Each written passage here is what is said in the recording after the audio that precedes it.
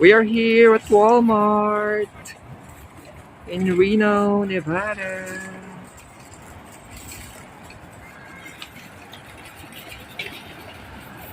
And so again guys, ito yung second part sa may grocery areas na tayo So tingnan lang natin yung mga presyo ng paninda dito sa Walmart. So that again, you have an idea. Punta muna tayo sa grocery.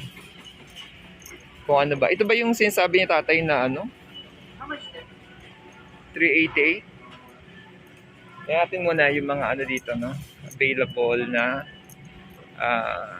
stuff that we have today. Sige, unahin muna natin yung ano. Sige, pakita ko sa inyo guys, ha. Teka lang.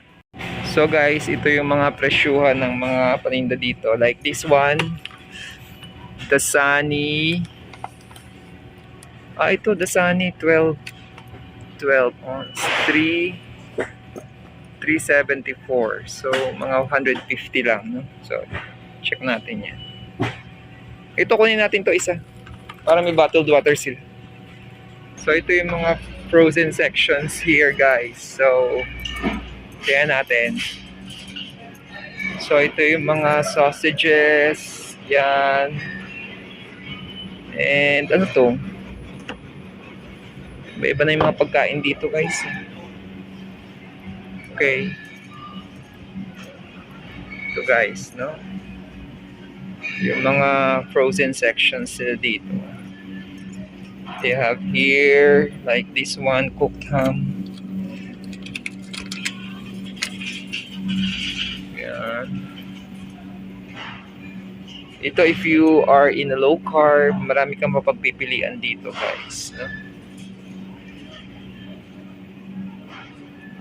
Ito yung other ko na namin, no? Yeah. Tingnan natin. Yan. Ito yung mga frozen section, guys. And then, they have here the salad section. They have macaroni salad, potato salad. Yan. Ito rin. Yan, frozen. And then, ito yung kanilang mga ano rin. Like 2.28 per pound, no? This one. This is the ham.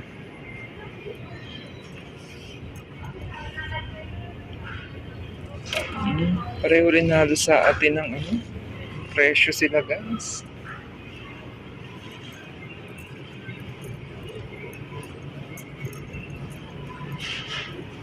Ito yung mga turkey.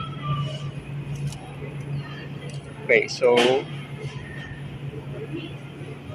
yeah. Chicken. They have the pig feet pala to. Iba-iba. So, ayan guys, no?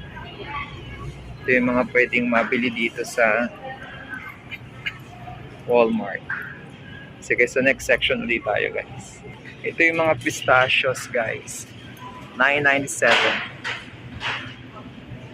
And then, if you have, kung gusto yung mga ano na, ready to eat na, ito, maraming mabibili dito. Kaya lang, syempre, ina-avoid natin kumain ng mga process na ganyan, no? But, dito, makakabili ka na ng mga ganyan. Yung mga readily available na. Oo. Kaya nga lang, of course, we do not have to, to buy yung mga ganyan lagi. Lalo na kung ano. Hindi natin alam kung ano nalaman ng mga yan. Ito, meron silang We have chicken burger. chicken nuggets in our house. Yeah. Nandito na guys lahat. Grabe. Kung hindi na kayo magluluto, readily available na siya. Kaya lang syempre, highly processed food na to. Yan. Available dito. Okay, dito rin guys yung mga chocolates. Ayan, nandito na siya. Nakapabili na kami last time pero pakita ko lang sa inyo dito. Where did you get the long bars of chocolate. Here. You Ayan. get for eating guys. Pwede naman oh. Ito ang ganito oh. Madamihan na siya. Yeah, how much is that? $12.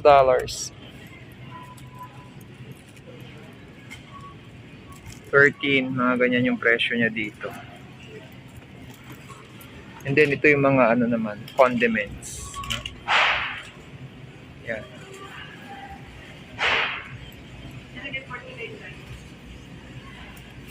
Yan guys, ganito lang yung ano dito. Hindi ko naman mapapakita lahat kasi sobrang laki nitong Walmart, no? But at least you have an idea na rin. So, tapusin na natin yung vlog dito. This is the last part of our vlog. And thank you for joining us.